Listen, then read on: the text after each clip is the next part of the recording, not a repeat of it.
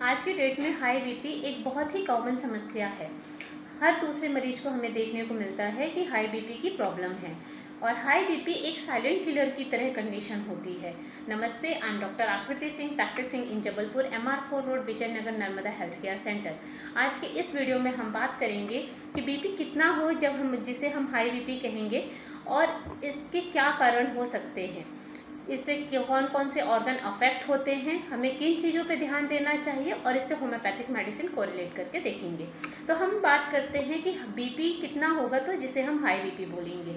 अगर हमारा जो बीपी होती है, बीपी में एक सिस्टोलिक की रीडिंग होती है और एक डायस्टोलिक की रीडिंग होती है। अगर सिस्टोलिक की रीडिंग हमारी, जो हम बीपी लिखते हैं ऊपर की साइड की रीडिंग 140 के ऊपर है और डायस्टोलिक की रीडिंग 190 से ऊपर है तो इसे हम हाई बीपी बोलेंगे। लेकिन अगर यही रीडिंग 140 से नीचे है सिस्टोलिक और डायस्टोलिक 90 से नीचे है तो हम इसे हाई बीपी नहीं बोलेंगे। यानी कि अगर बीपी 140/90 से ऊपर है तो हम उस कंडीशन में हमें मेडिसिन लेना चाहिए।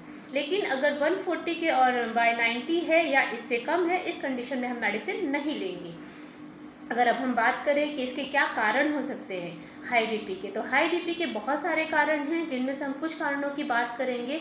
इसका एक कारण एंजाइटी भी हो सकता है, स्लीप डिस्टर्ब हो सकता है अगर आप कंप्लीट नींद नहीं ले रहे हो तो, या ओबेसिटी है, बहुत ज़्यादा ऑयली है, जंक फूड्स खा रहे हैं, फिजिकल एक्सरसाइज नहीं कर रहे हैं, या कोई किडनी डिसीज़ है या हाई कोलेस्ट्रॉल है। ये सारी कंडीशन है जिसमें बीपी की समस्या हो सकती है। कई बार ऐसा भी देखने को मिलता है कि जब हम स्ट्रेस में होते हैं तो हमारा बीपी एकदम से फ्लक्चुएट होता है और 140/100 के ऊपर चला जाता है।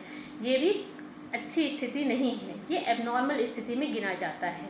इसमें हाई बीपी हो जाता है और इस समय हमें मेडिसिन लेना चाहिए। हाई बीपी एक साइलेंट किलर की तरह काम करता है जो हमारे हार्ट, किडनी और ब्रेन को अफेक्ट करता है। इसलिए हमें इसमें ध्यान देने योग्य बात यह है कि हम हाई बीपी से कैसे बचें। इसमें हमें किन चीज़ों का ध्यान रखना चाहिए। हाई बीपी के समय हमें डाइट का स्पेशली ध्यान रखना चाहिए, स्लीप का ध्यान रखना चाहिए, एक्सरसाइज करनी चाहिए और मेडिटेशन करना चाहिए। अगर हम डाइट की बात करते हैं तो डाइट में हमें क्या चेंज करना चाहिए, क्या करना चाहिए। डाइट में अगर हम नमक ज़्यादा खा रहे हैं या कोई भी डाइट है जिसमें हम नमक ऊपर से ले रहे हैं तो वो नमक हमें ऊपर से नहीं लेना है, नमक हमें कम करना है।